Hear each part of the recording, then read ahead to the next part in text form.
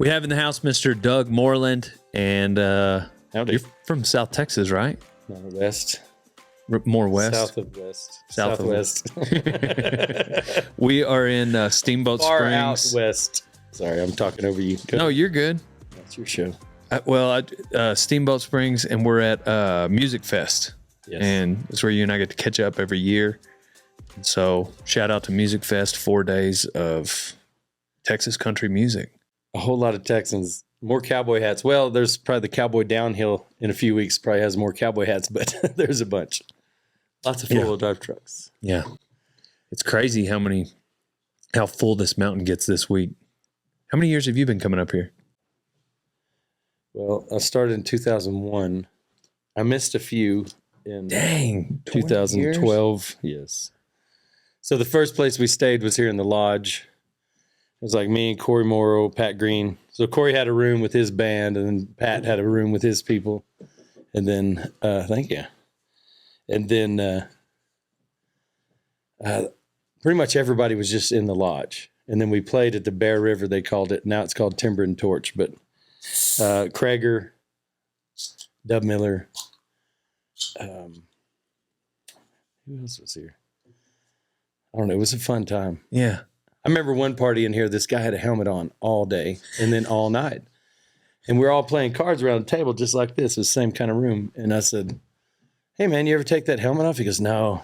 And visor and everything. You can't tell who he is. He says, no, I promised my parents I wouldn't get hurt drinking. He had a straw. It's coming up under his helmet, you know. And I found out later that it was possible he was someone like kin to the Shiner beer people or something, and he didn't want his identity known or something. I don't know, but yeah, it's pretty funny. I said it's a pretty good gag. Where if he would have really just told somebody his name was something different, we wouldn't be talking about it on a podcast later. I don't even know what his name is. Yeah, and that's all hearsay when I talk about Shiner. Yeah, I think they've sold to somebody else now, but that's a long time ago. Now that I think about it, I've turned gray and grown a mustache like my dad. Yeah. It's awesome. So what, you came up here to play in 01? Yeah, I was, How long I got to be friends with John Dixon there in San Marcos. The Godfather. Playing shows around there. And he invited me to play golf one day at Plum Creek. It was when they first opened. They'd been open a few weeks. So we went to bed. It was real cheap. $20 you could play around. And so we all went over there. It was me and him and Pat Green and Corey Morrow. And we're riding around. And they're talking about this big ski trip, this idea that they have that Dixon's already been running it, but he wanted to have a bunch of bands and invite, sell packages, for everybody, like what he's doing now. And I'm hearing all this all day. On the 11th hole, I said, y'all talking about this big ski trip. I want to go skiing. Can I be on it? And Dixon looked at me. He said, yeah, Moreland, you'd be pretty good on the ski trip. So that's how I got on it. Yeah. And from then on, I recorded a live album up here one time, and I was just always in the middle of all of it. Yeah. And I quit for a few years, kids, and there's just travel and all sorts of stuff happening in 2012. But they gave me a 10 years. They gave me an award, like 10 years, and then I was for 4 years. I didn't come, and then I came back, and then they gave me another award for 10 years. But it was 11. So I have 2 10-year awards. It's funny on myself. Why is this the same twice, but different years? I don't know. Has it always been, has there been anything crazy happen up here? Yeah. Over the years? Well, some of them run together. But the first few years was the most fun because I'd bring my friends. I had a lot of room for extras. Yeah. Like now they're real strict, like wristbands and everything. But back then you'd have a room like this. You'd have 12 people sleeping in here. Dang. Taking numbers for the toilet. And I had my friend Bubba would come with us, and he didn't really serve any purpose, but he made everybody laugh. And then I brought Bingham one year. Oh, it was a mess. And my friend Reese Fulbright, I don't know if you run into that guy. I don't think He's a very so. funny person. You could have him on your podcast. He knows everybody you know. It's funny. I mentioned his name. He knew everybody up here. He's not a musician or anything. He's just a funny guy. And he lives in Coleman. But he always rented the room 306 Delaney. And I mean, there was one night we had, it was me and Bingham and Reese and all his Coleman County Cowboy people and Corblund, Hayes Carl. I mean, it was this conglomeration of people from everywhere all met up, you know. Couches got broken and it was a party. It was quite a mess. That was the last year Bingham was on it, actually. But in the early days, we came up together and we'd stay in a room. Like one time we stayed at the Ski Inn. And it's me and Bingham and his girlfriend, Hollywood, he called her. It's funny. He split up with her to go to Hollywood. You can ask him about that. Anyway, Holly, and then my friend Frank Neville, and he's a singer, songwriter at the time. Now he's just a horse guy, but he's from Casey, Wyoming, and his claim to fame is he was on the road with Chris Ledoux, and he helped set up the bucking bull thing or the bucking horse thing, you know. Yeah, when he'd ride it. Yeah. And he's friends with Clay and Ed, you know. Grew up with him in Casey, but we all come up, and that was one of the funnest years because kids would leave toboggans and all this stuff out, and man, we just ride on at night. We'd get drunk out here on the slopes, you know, just having fun. It was great. But nowadays we go to someone's room and jam. It's fun too. But that has been the highlight. It seems like every year there's one night where I think last year it was Courtney's room, and yeah, you playing My Window Faces the South. Yeah, I started my show yesterday with that song.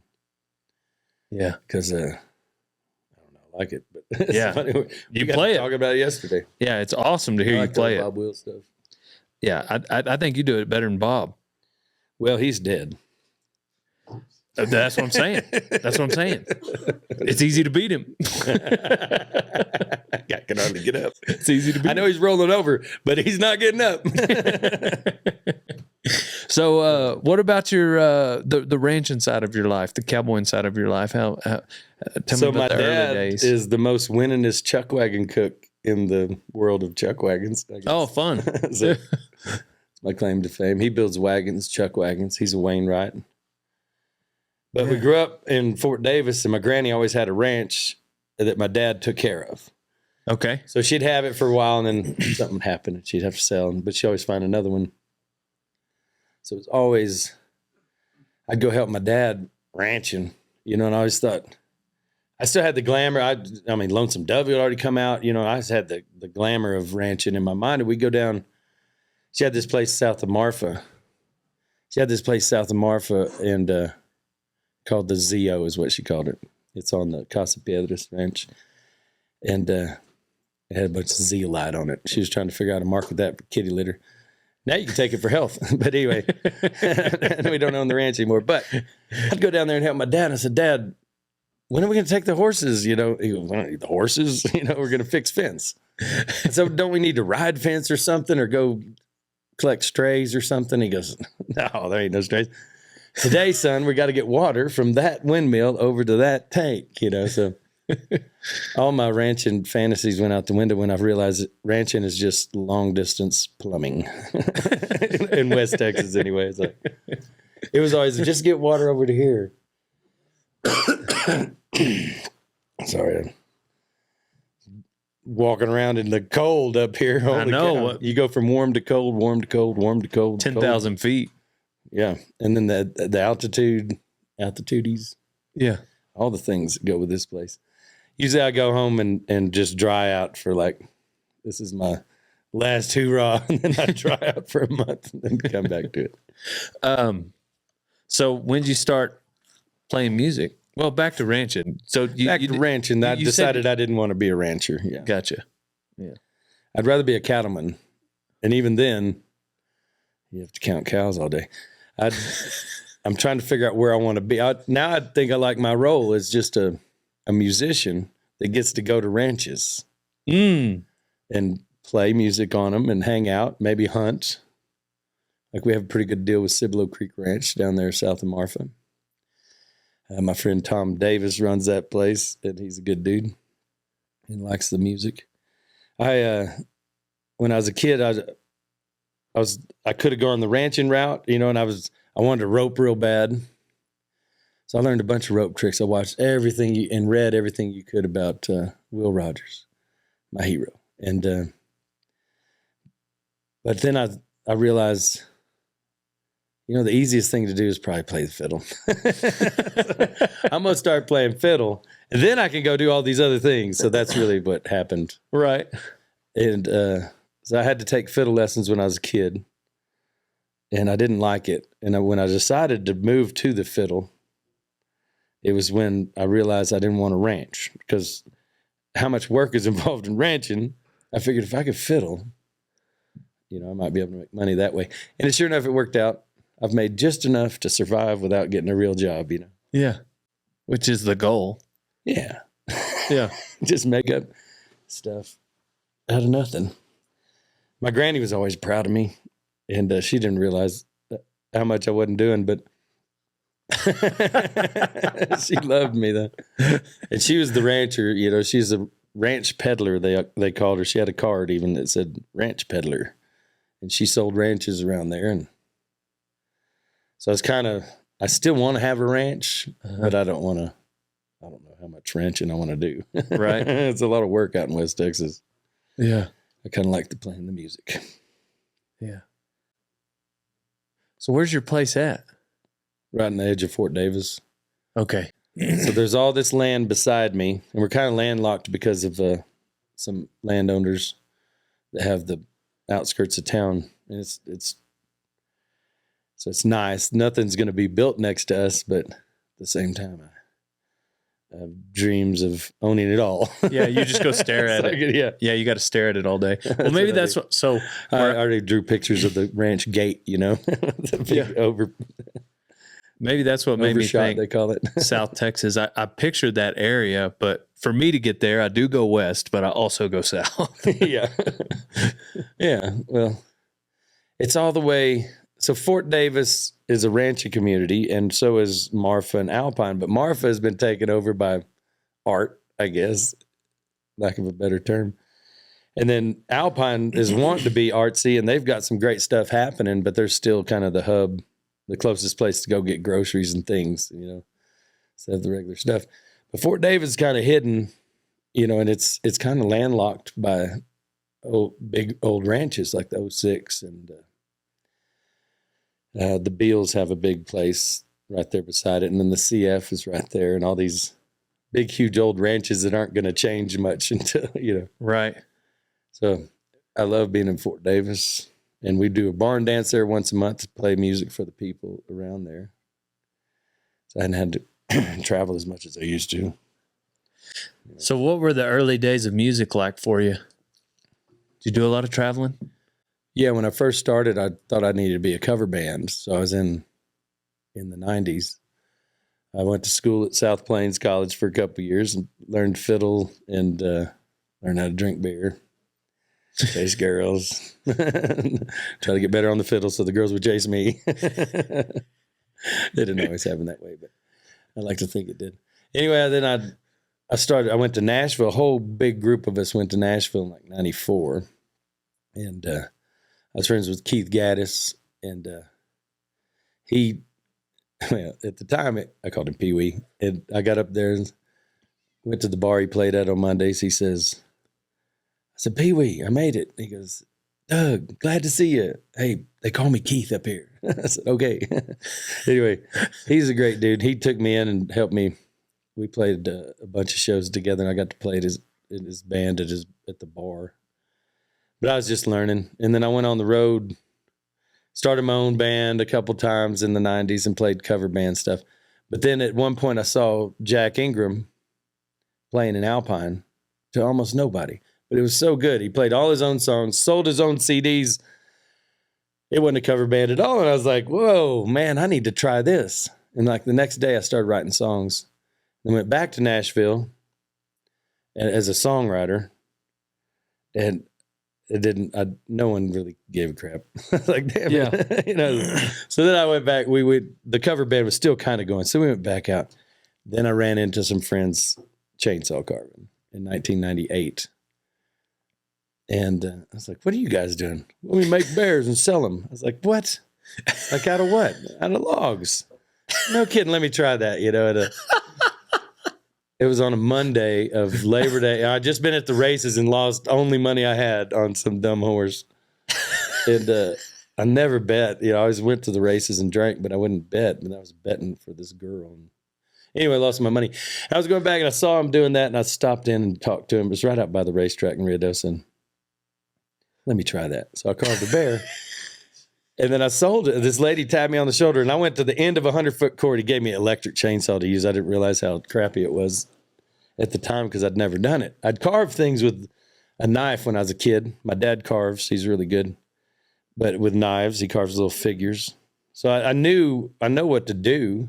I just saw the chainsaw. I was like, let me try that. So I carved a bear, sold it for $50. I said, whoa, let me carve another one. And I carved another one real fast. I'm talking like 30 minutes. I had a bear, and the lady bought it. $50. I was like, shit. And then my friend is like, his name's Phil. I said, hey, Phil, let me carve another one. He goes, no, man, go get your own chainsaw. He's like, I was cutting in on his pay, you know. So then I went back. We stayed at this real nice place out by the casino. I don't know how I finagled that deal, but I got us this real nice room like this one. And we were playing the Win Place and Show all week, the bar. And I went out there and I barged in the room, and everybody's lounging in the chairs, all comfortable. I said, I've got it. You got what? How we're going to make money? I said, we need chainsaws. Like, what? And I said, no, I ain't kidding. I just described it. And then we canceled our gigs. We had like another 6 weeks of, like, 1 week at a time. We go play these bars for a week. This is in the 90s. It's all gone now like that. But I said, we didn't have cell phones or nothing. We had to go payphone to call the agent to cancel everything, you know, and cancel all our shows. He's like, what? Who's going to play? I don't care. We got something better. And we took off back to Nashville. A bunch of our stuff was there. And man, we started carving bears at my friend. I mean, just one after another. And I went over to Gatlinburg, and we just set up on the side of the road. And we sold more bears. I mean, I'm talking, I was counting like $3,000 in a day. Like, what? It's like selling, I don't know how it goes selling drugs, but it was crazy. It was like free money, you know. And all six of us, there's six of us. So we set up in 3 spots, 2 and 2 and 2, and all made bears, and did that about a year. That's wild. So I made enough money to record a couple records, and then I came back to Austin and started pushing it there. Started carving there. No one really cared as much there like they did in Gatlinburg, Tennessee. I also got tired of carving bears. Now I just carve everything else. I'd make all sorts of, you know, I like doing historical figures and like scenes. I just carved a big bear. I hadn't carved a bear in a long time, but I carved this huge 8-foot tall bear, grizzly, because there's a story of a grizzly bear killed in the Davis Mountains, the only grizzly bear in Texas. And they even gave it a Latin name. It's called Ursa texanus. And it was 1891, and it had been killing a bunch of sheep. So they had to figure out what was going on. The black bears didn't kill sheep. So they went up there and they killed this bear. But before they killed it, killed a couple of dogs just swiping them. So I carved this big bear swiping, and I got 3 dogs all barking at it, you know, Dang. all made out of wood. I sold the bear, though. Why bears? Why the chainsaw carved bears? Yeah. Why just that animal? I have no idea. It's a Ruidoso thing. Okay. Like, it used to be like a rule. If you went to Ruidoso, you had to go home with a wooden bear. Gotcha. You ever been there? You have a wooden bear? Yeah. No, I've seen a lot of wooden bears. No, I know what you're talking about. I know, and the old ladies have them on their porch, and I don't know what it is. I just never thought of it till just now, like, why bears? But Why I get bears? it. Yeah. Yeah, I don't know. And I tried to carve other things. I carved cowboy boots, and they sell pretty good. Now, javelina is the thing I carve the most. Really? It sells, like, I carve a little cute javelina. Yeah. You know? In Austin, I carved armadillos. RodeoTime.com is the only website that should exist because it's the greatest apparel line that has ever existed. So go there now to get a t-shirt, a hoodie, a cap, a vest, whatever it is you need. Go to rodeotime.com, old son. Hey, Bro-Tater Chip, if you like getting swole-o-matic, then get yourself some Protein on mountainops.com. Hey, or if you just like being healthy, whether you're trying to bulk up, get healthy, have energy, go to mountainops.com and use code Kevin for 20% off. Sold the most. Have you ever carved ice? No, but I have this idea, Okay. and I'm going to say it on the cameras so it'll come to fruition even faster. I have a friend that carves ice. He's been practicing the last couple of years. My friend I mentioned earlier, Bubba, very funny guy. But he got into chainsaw carving too. He's real good. He's out in East Tennessee, and he's from Cleveland out there. But he carves ice, and I'm trying to get Dixon. I said, I tried to get him to do it this year. I talked to him this summer, and I was like, of course we're drinking. But I said, get a big block of ice out there, and me and Bubba will just go after it for a couple of days and make it into something huge and weird and leave it, you know. And I don't know. Bubba's a liability. He thinks no. He's got his shit together now. But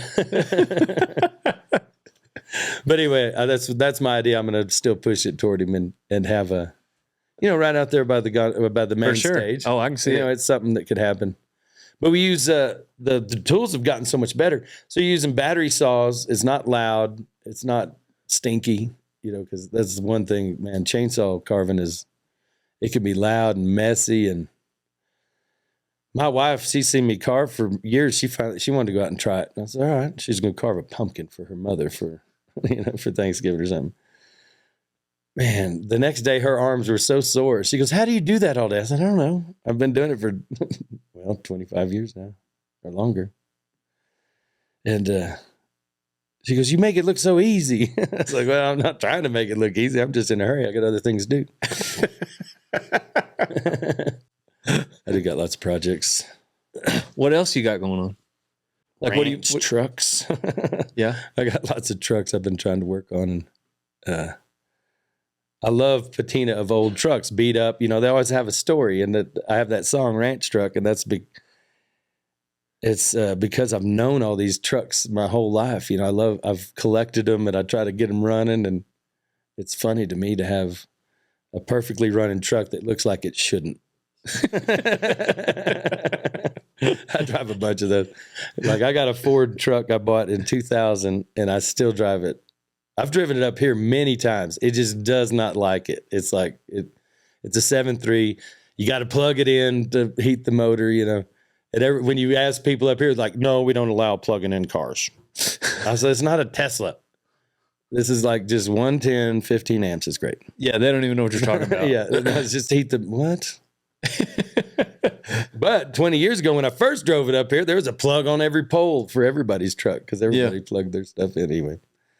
Times have changed. Didn't you bring up a van or something? I remember checking in at the Grand a couple years ago. That's my camper van. It's an ambulance. Is that what it was? Campulance. Campulance. Yeah, but I kind of put a Cummins in it and a 5-speed transmission. Is it still running? Oh yeah. Yeah. Yeah, it's my 4-wheel drive man cave at home. Okay. I've got this really awesome projector, and it's like Wi-Fi capable. It's just like a TV. And then I've got a screen that covers the window on one side, so it shoots across the van, and it's like a big screen TV, and it's perfectly clear. And that's awesome. So I hang out in there, watch my movies, and drink a little whiskey or something. My wife would go, "What are you doing? You coming to bed?" Yeah, in the morning. No, my van's cool. I still take it a lot of places. I just mostly Terlingua now. It's like, yeah, it's a good thing to take down there. There's never hardly any hotel rooms or anything. We go down there and play, and it's a 2-hour drive way down into the bowels of Big Bend. Yeah. So no man's land. Back to the 90s though. I imagine you probably, so after you saved up the money for the shows. I mean, to record some records. Yeah. You probably play anywhere then, huh? Yeah, well, I came to Austin and I got to be friends with, accidentally completely with Pat and Corey, and then Ragweed ultimately, and Boland, and started traveling around with all them. And I had a dog that played the fiddle too, so I forgot to talk about her, but she's a border collie I got in 96. from a man named Dwayne Madsen, who was a famous horse trainer out west. He's from Utah, and he did rodeo acts. And his claim to fame was he had these sheep, and he worked for Dodge Rodeo, and he had these sheep that pull a Dodge truck out in the arena, right? 6 sheep. And then he'd unhook, and then he'd have 4, and then he'd unhook, and he'd have 2, and then he'd unhook and have 1. It would pull that Dodge truck just a little ways in the middle, but that sheep wouldn't quit. And I asked him one time, I said, how did you train sheep to do that? And he goes, I don't remember. I just trained one about 30 years ago. And every other one, you'd been trained by that one, you know. He's a brilliant man. So I'm thinking, and he had this little dog. And I said, it was a puppy.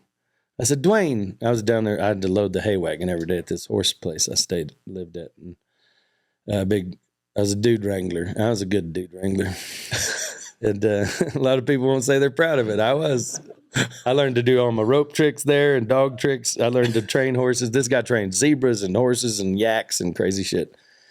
Anyway, I don't know about the yak thing, but it sounded funny. Anyway, he had this little puppy, and it was howling, just the cutest little thing in a trailer by itself, all lonely. I said, Dwayne, what are you doing with that dog? He goes, oh, this rodeo friend of mine, he's a rodeo clown friend, is supposed to come pick her up. I said, well, if he doesn't pick her up, I want that dog. And he says, well, I'll think about it. Well, a couple of days later, he says, all right, you got $500. It's your dog. And I didn't even, my truck payment was $200 a month. It wasn't, I don't know that's a lot of money. I was getting paid $700 a month at that horse place. I mean, it's like, I didn't need much to live back then, I guess. But I scraped up $500 and paid him and got this little dog. And he said, but you got to train it to do something clever. I was like, okay, it's a border collie, or McNabb border collie. And so I trained her to at least come to me and do, a little bit of fetch and some things. I got her to where she'd jump up on the horse with me and she'd ride the horse. And I started making tips like crazy with this dog riding, just on the back of the saddle. And one day I was taking this ride out with this lady, like a 4-hour ride. And it was just her. And she says, what are you doing? Are you training that dog? I said, yes, ma'am. What are you going to train it to do? I said, I don't know. I hadn't figured it out, but I'm supposed to train it to do something clever. She says, well, what do you do? I said, well, I play fiddle. She says, well, why don't you train it to play the fiddle? Lady, you can't train a dog to play the fiddle. She says, why not? You can do anything you want. And this lady worked for George Bush. Like, she was part of the Bush. Anyway, when Clinton got elected, the Bushes were out for a little while. And so she was on hiatus. So she's out just doing things. So she was riding horses that day in Phoenix. We're in Superstitious Mountains where I was. And she says, well, train it to play the fiddle. I was like, that's the silliest idea. But I kept thinking about it. Later that day, I figured out how I was going to do it. So then within a week, I taught that dog. She would jump up on a stool and hold the bow. I'd hand her the bow. And then I'd move the fiddle. And I'd play Cotton Eye Joe or Faded Love or something. But she'd hold the bow the whole time and then give it back to me. And that was the trick. She didn't move her head or anything. She just held it still. And I'd move the fiddle, right? And oh man, everybody loved it. I was like, oh, I got something here. And then that's when I came back to Texas. I started. Well, I honed it, doing the band when we were doing the running around as a band. I'd bring her out after a second, third set or something, and have her play the fiddle and sing. And I had this song I wrote called "I Taught My Dog to Say I Love You," and she'd go, "I love you," real loud, every time, and people can corroborate that story. But and she means it, it's about a girl not loving me, but the dog does. When she says she loves me, she means it, and everybody loved that trick. But so I had it all worked out, and then I taught her to pick up dollars and put them in my hat, which was the best. That got her gas money a lot of times. So I'd do these tricks, and then I'd send her out, and people would hold money out, and I'd hold my hat down. She'd come put it back in the hat. And that alone is a pretty good So trick. when I got to Austin, I had all that, in my bag, and I started hanging out with Corey Moore and them. And I'd like, hey, let me get up and do a few songs and let my dog sing. Oh, good. Then Krager, I did all these Krager shows. I got on all the festivals as the host. So they'd have me come out and talk and do things like you do now. But I'd bring my dog out and sing. Except you actually have talent. I saw you riding that bull the other day on the head. It was weird. I don't know why you're doing that, but Oh, yeah, that guy got hung up. yeah, I saw that. I was like, oh, goodness gracious. Did you get hurt in that? No, Oh. no. It didn't show the whole thing. It only showed when you're riding it, like, He was hung by a spur. right. And so I was But like, you got my him friend's out of it? about to die. He got out of it? Yeah, so I got on the bull's head and my brother cut the rope. Okay. Yeah, it didn't show the whole thing. I was like, but TikTok, that's what I like TikTok, actually. Yeah. I know a lot of things because of TikTok now. And some things I shouldn't probably even know. Yeah. I have to send it to my son. Son, is this CGI, AI, or is this real? CGI, Dad. You know, like, he's 18. He gets it. But I don't know. What was I talking about? You were taking your dogs on them shows. Oh, yeah. I was taking my dog around, and I got to travel. You were doing host at with all those. these You were guys. hosting those festivals. And it led to, so then I was getting on the radio with KVET, and they give me, Bob Cole was there in Austin on KVET, and he says, hey, will you help me host the Willie Nelson picnic? That was in 2000, the summer. And it was in South Park Meadows, which is all a big mall now, but it was, at the time, it was a meadow with a stage. And it was the biggest deal I'd ever done. There's 11,000 people, and I was up there, and Pootie Locke was running the whole thing, which is Willie's manager. And Pootie's like, big boy, get out there and sing another song. And they'd set up the next band. I went out there between every band nearly and sang songs and told jokes. And I had like an hour and 20 minutes of run because they filmed this on Yahoo. So it went live to Yahoo. Or, what was it? YouTube didn't exist yet.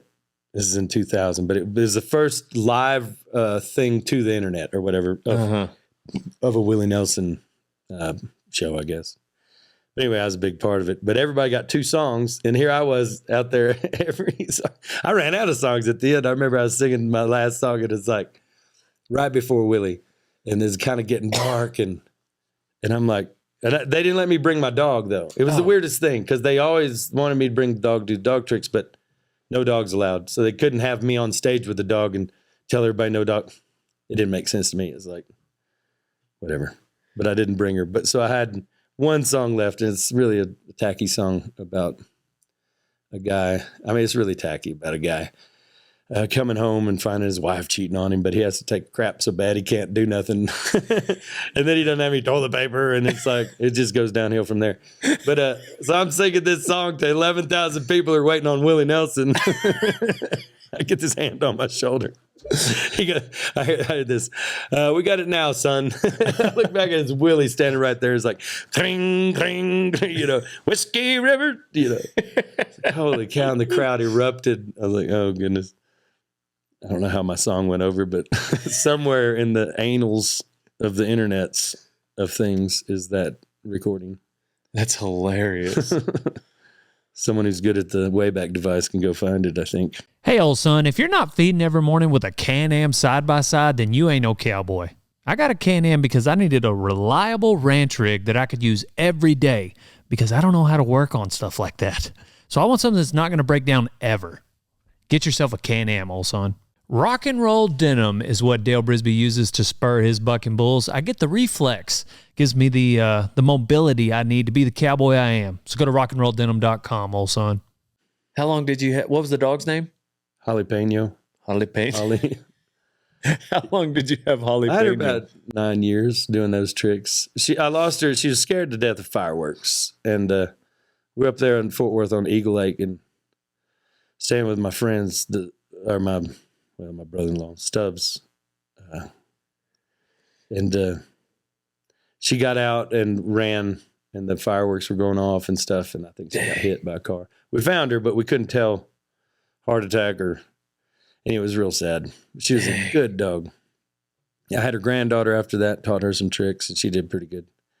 But in her time, though, there was a time when I tried out for the stupid pet tricks with Letterman, and it was in San Antonio, and me and my friend Bubba went down there, and I said, Bubba, if we get on there, you going with me to New York? It's gonna be great, you know. And We get down there and I tried out, and the guy pulled me aside, and it was like a contest or something. And the guy pulled me aside. He goes, "Hey man, that's really good. I can't use you for stupid pet tricks. It's not stupid." I go, "Well, thanks for being honest." He goes, "But I'm working on this show, and I'll be calling you. I got your number." I said, "All right, thanks."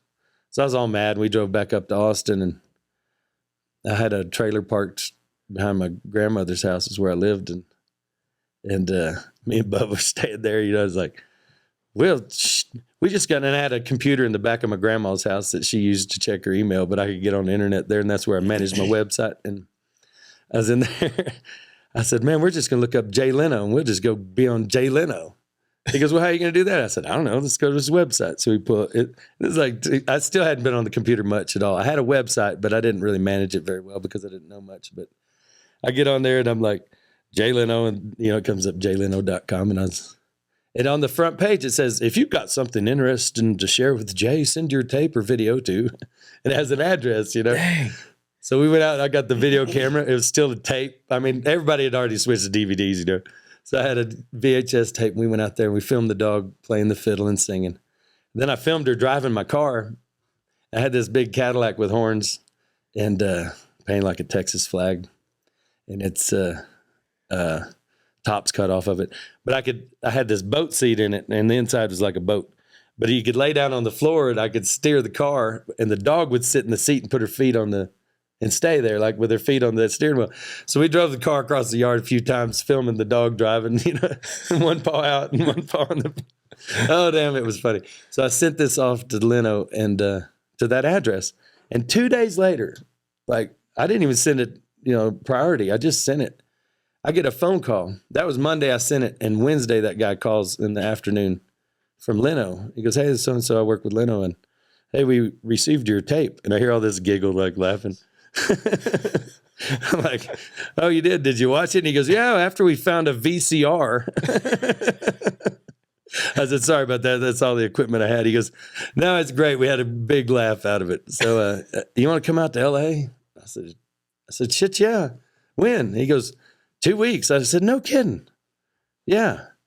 He goes, "We'll send you all the details." And they did. He had this other lady contacted me. They flew me first class. The dog got its own seat in the airplanes. Because I'd seen that dog Skid Boot. You know that guy, David Hardwig, that had that dog Skid Boot? No, I don't know. He was a real famous dog as far as in the dog training world. Yeah. Skid Boot was a little blue heeler, I guess. But, man, he was the smartest damn thing you ever seen.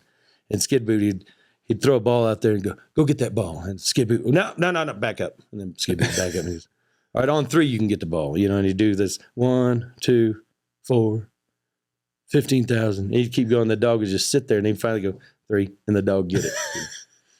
Smartest dog you ever seen. Well, he got to ride. I'd met this guy, and that dog got to ride on the plane. And there's a picture of the dog sitting in the cockpit with the pilot's hat on. I'm like, how did you get that done? He goes, "Well, you get on a famous show, you get celebrity status, and the dog is like a service dog." So that's what happened. I got on Leno, and then I got celebrity status for my dog. And she got to fly. She got her own ticket. It said Jalapeno Moreland. It's like, and this is after 9/11, so we're going through TSA, and they're like, it's got, you get through all that rigmarole, and I'd still be sitting there. I remember sitting in the LA airport waiting on something. This guy comes up, "Sir, there's no dogs allowed in the airport." I'm like, how do you think I got past security, moron? I've been freaking like, TSA. holy cow. You know how many people have told me no dogs allowed, and I've had to show the papers? Hello, here's her ticket. How do you think I got in here? But she rode on it. She liked the window seat. But she was a good dog for travel. And but I went out there. After that, I went out there again for Pet Star, which is another show. That guy I told you about that was with Letterman, he quit and started a show called Pet Star with Animal Planet. And then he was doing 2 other shows with Animal Planet I was on. So Dang. I spent some time out in LA. I thought, yeah, we're taking off, and nothing. Then I lost the dog, and I was like, dang. I bet might as well start a band if we're going downhill. We might as well take a bunch of us with us. But that dog was a good dog, and she kind of started off my career. And then you can go back to Corey Moore and all them. They loved it. And Ragweed, I went on the road with those guys playing fiddle and on a few songs, but I'd open the show. And the dog traveled on the bus with him, you know, and that was the main reason. Cody loved that dog. She loved him too. Yeah. But anyway, that was all the early days, 2000 to till I had kids. Yeah. It all slowed down. Dang. My wife doesn't think it did. She doesn't think it's slowed She down. thinks I was gone all the time. I was like, I wasn't gone all the time. Like half the time. Maybe half the time. I was doing important stuff, playing music to the people. How long is this supposed to last? However long you want it to. Okay. You can edit it down to just the funny things. No, this whole thing, this whole thing's going on there. Yeah. So you, when did you meet? I guess, was it because of the dog or the trick roping that you met Bryce, our mutual friend, Mr. Bryce Chapman? It was trick roping because when I met him, he'd been hired for the Cowboy Symposium at Lubbock. I was a kid. He's a kid too, but he's a couple years older than me. And he did this great rope trick routine in the theater with a horse and spinning a rope all the way out over the crowd, like 65-foot loop or whatever.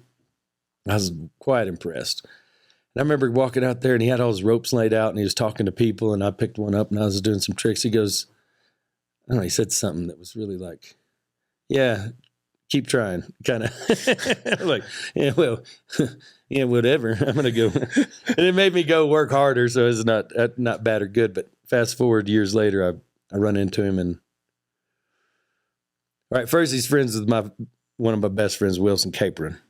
And they used to rope together. So Capron does his bits and spurs. Stuff. Yeah, he's real good. And the other one is that guy, Reese Fulbright, I talked about, who ropes. And so I had this weird connection. And when I ran into Bryce again, we just hit it off and became friends. Well, then we've stayed friends even through, he's lost a lot of his friends because of all his legal issues he's dealing with his land and different stuff. But I've tried to help him with it. And not help him, but just learn together with him what needs to be done. Yeah. Whether it's helped or not, I don't know. But man, I've gone down some rabbit holes about law, and it's real funny. Yeah. I've narrowed it down to one thing. I've read all these law books, and I even learned the Declaration of Independence. I can recite it and tell you everything about it, but I've narrowed it down to this one thing. I carry this, and COVID taught me this. I got tired of people telling me what to do. I just I got a note. I can do what I want. Doug M. It's like, prove to me someone has more authority than me over me. It usually makes people laugh that I've showed it to cops when I get pulled over. Hey, wait, I got a note. License, registration, please. Sorry, I don't have a license. I got this. I got a passport.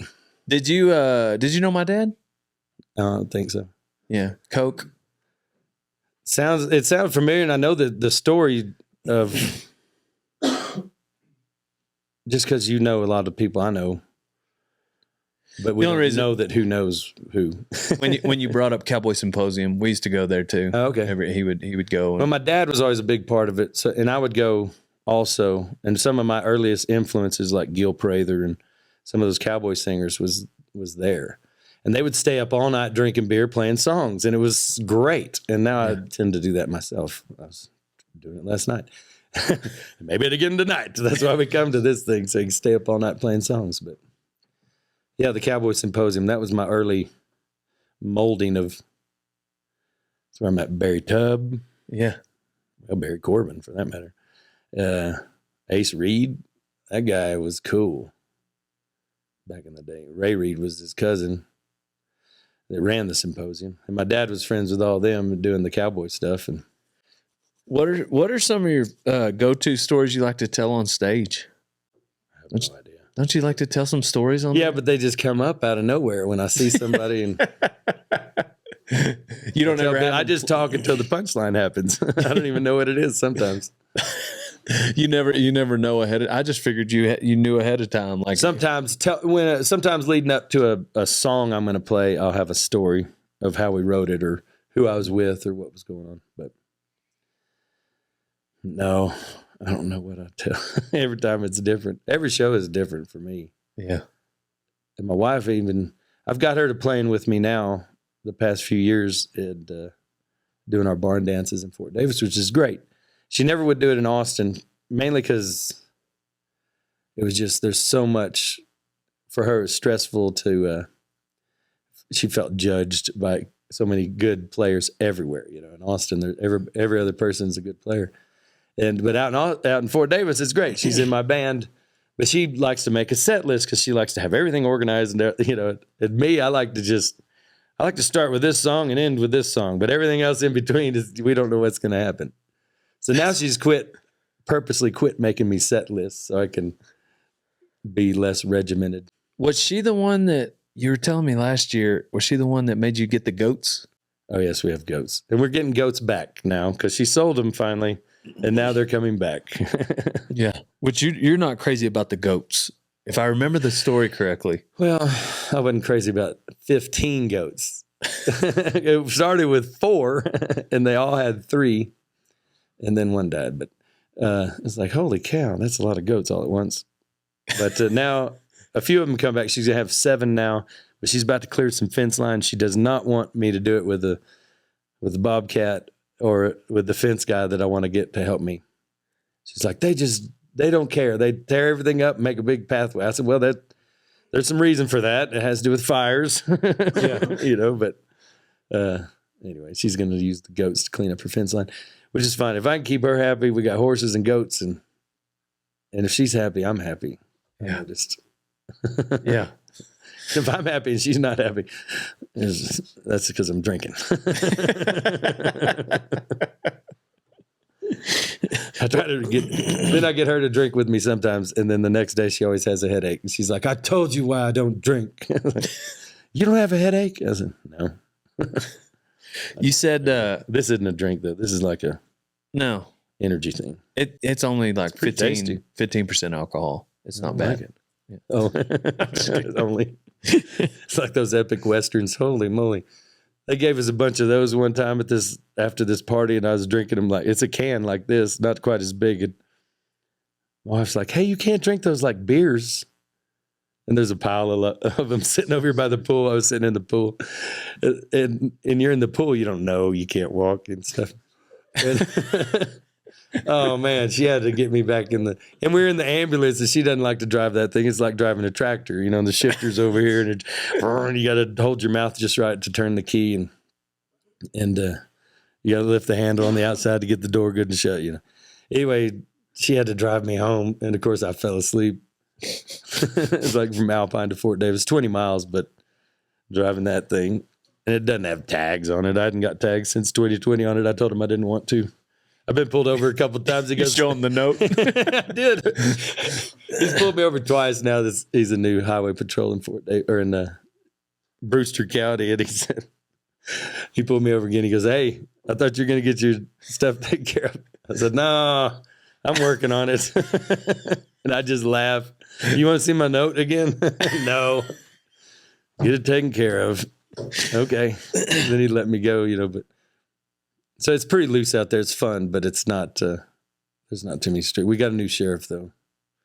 I just noticed he started January 1st. I have to talk to him about it.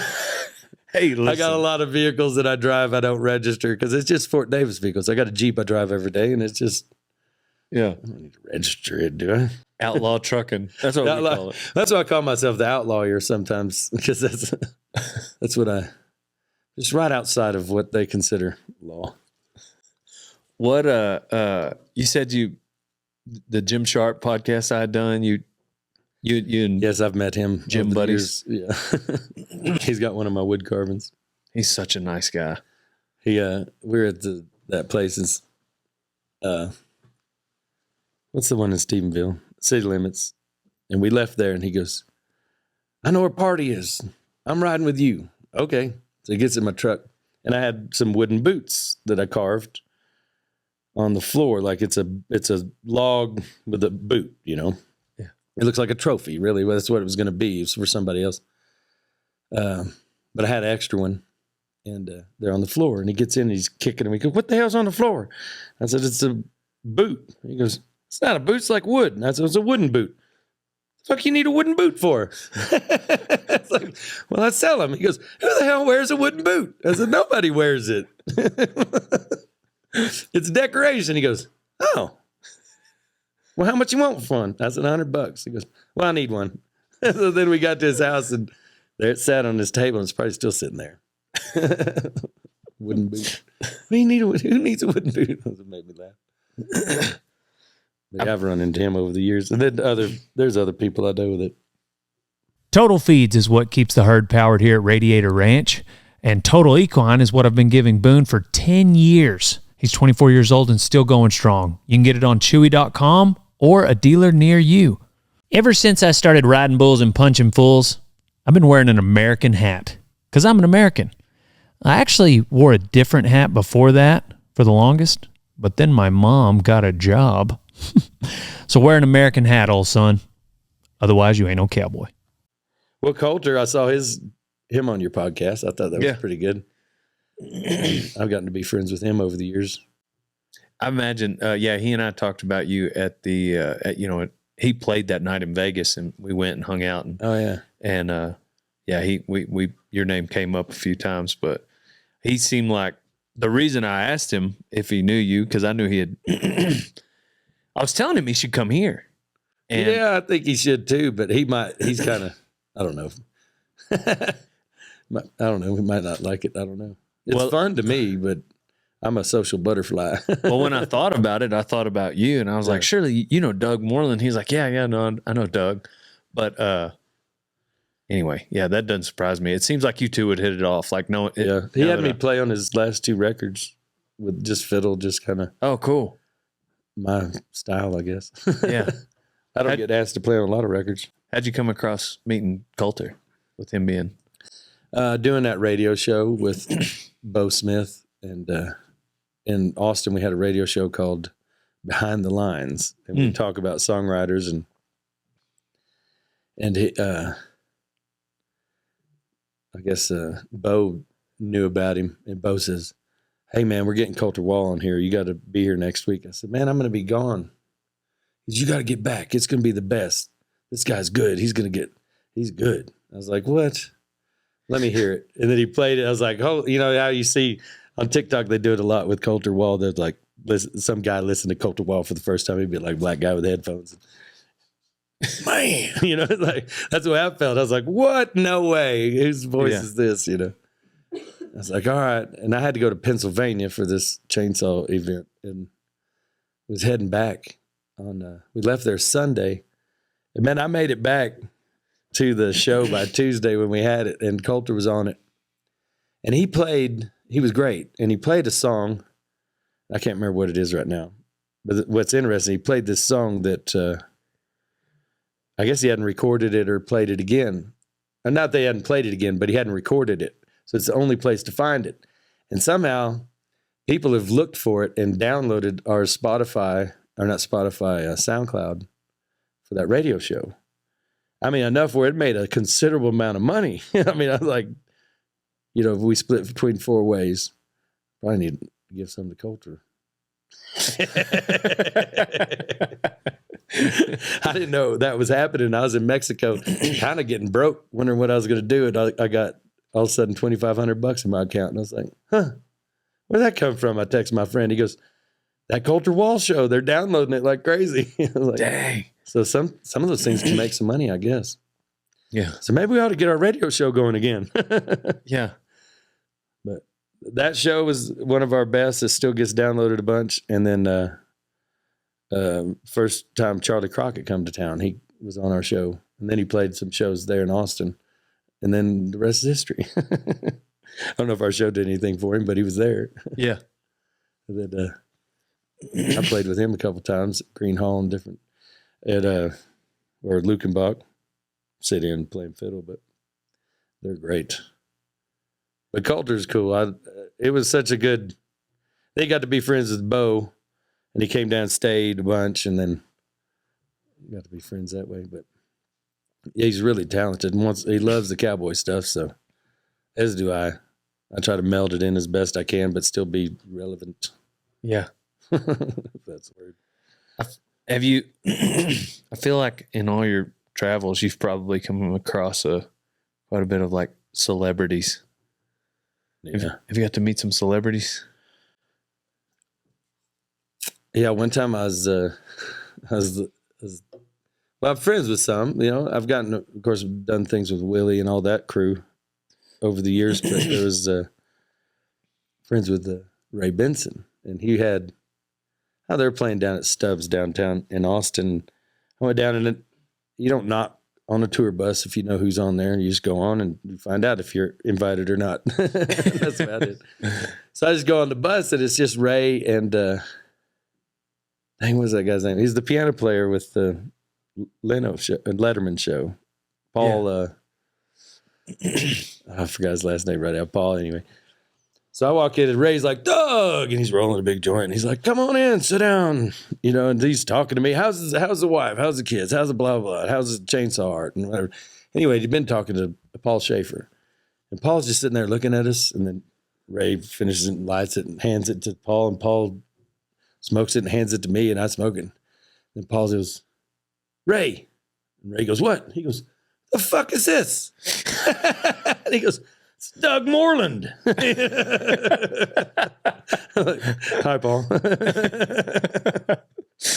well, I've met over the years. I don't know. I just stayed with my friend Clint Mortensen. You know that guy? That sounds familiar. He does bits, Spurs, and stuff, and Yeah. he does Yellowstone stuff. He does all the tack for like lots of movie things, and he has a buffalo that he rides, and he's a friend. We stay at his place there in Santa Fe. But one time I stopped in there. Usually coming up here, I'll stop there a day and hang out, and one day I looked out there. His son was giving a lesson out in the arena, riding lesson to a guy. And his name's Wyatt. And I said, what's Wyatt doing? He's always giving a lesson to that guy. I go, that guy looks like Robert De Niro. He goes, well, it is Robert De Niro.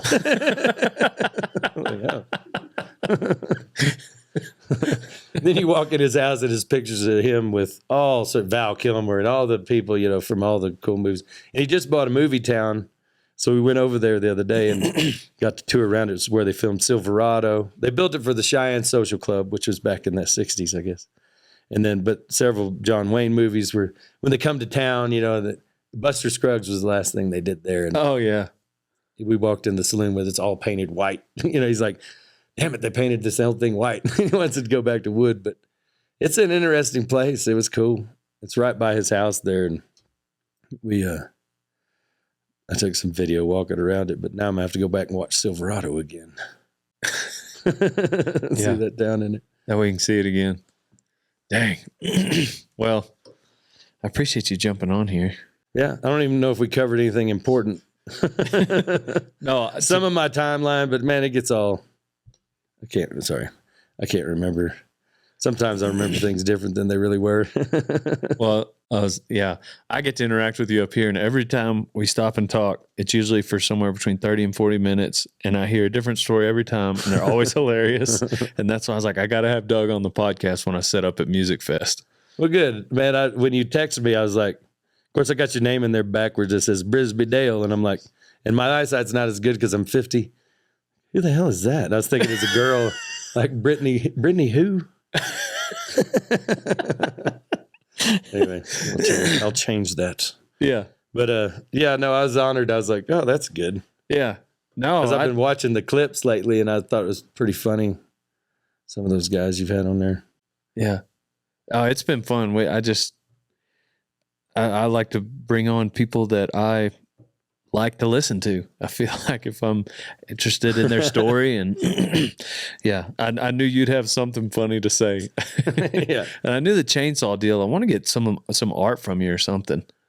But I didn't know about I didn't know about your dog. Yeah, the dog, and I don't have any of that video. It's still on it's recorded on a VHS from the Leno show, and we looked it up online. You can find that date, and you can find, because I was on there with Jackie Chan, and I met him. He was funny. He was a real nice guy. And Leno was super nice. Like he was like played with a dog, and but Jackie Chan and what was the other guy that was with him? They were doing some Shanghai of Noon movie. Oh, I don't know about that. The guy with the Owen crooked Wilson. nose, Owen Wilson. So them two, and they're sitting outside in their limo, waiting to come in, and there's only one little patch of grass right outside the studio. It's all cement there at NBC at Burbank, and I took the dog over. Now I used to tell her to hurry. Like when I had to go to the bathroom, we'd be in a hotel and I'd take her outside and I'm like, hurry, it'd be cold. Like, hurry. So the word for going to the bathroom meant hurry. And I'd say, I'm sitting there saying, hurry. And the door opened to the limo right when she's just like looking like a frog, you know. And she looks over in the door and then I see Jackie Chan's face and he goes, I just started laughing and pointing. The dog is pooping right at his door. It's like, well, there's Jackie Chan. Holly, good. You met him. Anyway, that was funny. But anyway, you can find that video of them talking to Leno. And then there's a part where Leno says, and coming back, we'll have a dog playing the fiddle or something like that. He says, and then nothing. It's like they don't have that on YouTube, but the rest of the show is there. And the musical guest is there, which I don't remember who it was. You got shafted on that deal, on the promo. Yeah, so I've got to put it up myself, which we need to. We need to digitize that stuff. It's still on the tape. Yeah. Could get lost to the forever. Yeah, that's hilarious. So did you get good at your rope tricks, though? You able to do those? Yeah, pretty good. I'm not great. Maybe not as good as Bryce yet. No. Man, that guy is unbelievable. We watched this video the other day. My wife, she had everybody watch it about 4 times, but it's an old movie. It's called I Dude It. And it's Red Skelton. But the beginning, I don't know the actress's name. She does this scene with rope tricks. It's 1943. And it's this continuous scene with her doing rope tricks and spinning them and going up and all these other cowboys and all of them spinning ropes and then jumping rope. It's the most unbelievable scene. I was thinking of Bryce. I was like, Bryce, if you weren't so busy trying to be a lawyer, you would know that you could put a show together like this and it would be awesome and take it on the road. But yeah. Anyway, that's hilarious. I've read everything I could about Will Rogers and how funny he was, but how talented he was. And I did want to be that kind of rope tricker, but I could never. Yeah. Like I pulled up one day, I found out where Eddie, I think what's his name? He's a great Charo. Eddie, I think I remember Diaz. Gotcha. He lives down by New Braunfels. I found out where he lives. I just drove up there one day. I was about 30, 31. And me and my wife just got married. And I didn't tell her where I was going. And I drove up to Eddie's house. And he was out there working on something. I said, hey, howdy, Mr. Diaz, Doug Moreland. I said, I haven't met you before, but I know people that know you and that you know and blah, blah. And we got that out of the way. And he's like, oh, okay. I said, what can I do for you? I said, I want to learn to rope like you. And he goes, oh, okay. Well, come here. So he takes me over to this little house. He says, well, come in here. I want you to meet my dad. His dad's in there watching TV. He introduces me. I sit at a table like this with his dad, and the TV's on. And he goes, talk to him for a while. I'll be back. And he left. And I was in there for a while talking to that guy. He was fun to talk to, but I was telling him how I wanted to learn to rope. And he goes, you know, Charo starts with young man. And I was like, oh. Yeah, like, you're not going to be a Charo. Like is what he was saying looking back. But then I went outside and I was like, Eddie said, well, come out here.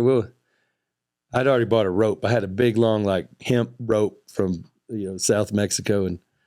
And I needed the Hondo tied in it. And he goes, well, let's work on that. Let's work on the other end first. So he showed me how to stitch it into itself, And that took about an hour. I was there for like 3 hours. And by the end of it, he's like, he'd never even tied the Hondo in. He finally said, so I'll tell you what, next time you come back, we'll tie that Hondo. You come back in a week. And then I got home and my wife got all mad at me. You were doing what? You don't have time to learn the rope trick from a guy. You got to start that when you're a kid. And I said, well, I could learn something from him, And I never went back. And then I saw him a few months later. I was playing Green Hall and he pulled up in a limo with some friends and got out and he saw me and he's like, Doug, and gave me a big hug and everything. It's like, we're buddies. But then he went and looked up my music and he got to be a fan of my music. So then so we're buddies. But Yeah. I hadn't seen him in a while. But it was kind of funny. By delusions of grandeur, would that be it? Yeah. I'm going to be a Charo, 31 and white, tall, goofy, and don't even have a horse. What other shows are you going to play here this week? Where are you I playing? got one at the Dung Beetle tomorrow, about this time, I think 4. Happy hour type show. Yeah. And then again, I guess over at the Gravity House is where we're staying, Nice. which used to be called the Ptarmigan, Okay. but I don't think anybody could pronounce the name for Uber. So they changed it to Gravity House. Yeah. And they still spell it weird. Yeah, it's House. How. I'm not German. Yeah. It's a little better, but I might have been at one time, but I'm not now. well, we usually wrap up with life advice. Oh, yeah. Don't get a manager. I learned that from Merle Haggard when I ran into him one time. Don't get a manager? That's what he said. Why Not not? until you absolutely have to, Okay. because they always steal your money. That's what he said. I don't know if that's true. I had a manager. Well, yeah, I had one that stole money. When was the last time I had a manager? Yeah, I guess he was right. Thanks, Merle. It's funny that you have life advice that you're sharing on a podcast, but you just now realize how it applied to your life. Yeah, I haven't been asked very many times to give life advice. I'm sure people can look and go, I don't know. But I do have this. I have a truck I've been driving for 24 years. I have a wife I've been driving around for 24 years in that truck, you know. And, so I like stuff that works, you know, like the old Guy Clark song, you know, stuff that holds up. Yeah. And so I have an affinity for the old trucks, old ladies, and the way things used to be. So I'm into modern things a little bit, you know, but not as much as like I like old things to work. So I use old tractors and old trucks, and you know, my dad's even worse. He's like, he wishes it's 1880. So we're both kind of nostalgic to the past a bit. There's nothing wrong with that. Nope. You got your wife and truck in the same year? Yeah. Yeah, and I moved down to the river. I was living behind a bar. It almost didn't work because her dad really didn't like her dating a guy that was living behind a bar that carved wood and played dirty songs. Because at the time when I first met her, I'd gone on the road with Rodney Carrington, and I'd opened like 3 or 4 shows with him. And I thought, yeah, I'm going to be a comedian. Like, shit. Then you got to be funny like every time. And then people don't like to hear the same jokes. And I was like, but I got really good at this one. Then I realized maybe if I just do songs, then I can play them over and over again. So that's where it leaned towards songs rather than jokes. But life advice, do what you want, but do no harm. There you go. And that's what I do. And I have done harm, but you know, make up for it if there's a problem. Because there's been a few times when parties gone out of hand, especially here, but not to where anybody got hurt. So just do what you want. Don't do any harm. Life Did you get advice that? from, yeah. You want to? You could be like, I think it'd be a T-shirt. Yeah. Maybe. I'll give you 4/5 commission. Don't worry. All right. I'll give you Well, thanks for having me. I appreciate it very much. And you guys come up to Music Fest, check out Doug Moreland, look him up. He's a recorded artist. Yeah, you can Google me. My wife says it's okay. Yeah. Yeah. Real quick, I know we've been wrapping up, but when you came on, you was like, so you looked on the internet. What's on the internet that isn't true about you? I don't know. I just assume everything is not true about me. Okay. Well, you just said something. It sounded like there was something specific on there that you saw about yourself that. Well, I have had trouble over the years of people. I don't know if it's bots or actually a person doing it, but where they open up an account with my name and okay, say stupid stuff like, you know, whatever. Gotcha. So there's been a few times where my wife's had to help clean up or figure out why or what's going on, why, you know, people are making weird comments. So there's a few things like that, but I don't know if there's anything really the way you blatant. said it, I didn't know if there was a specific Well, Krager story. told me one time on this ski trip, he says, listen, what goes on the ski trip stays on the internet. So be careful. Everybody's recording. Cool. Well, thank you guys for listening. I'm Dale Brisby. I'm on to the next one. And go check out Doug Moreland wherever you listen to music. Pow, pow.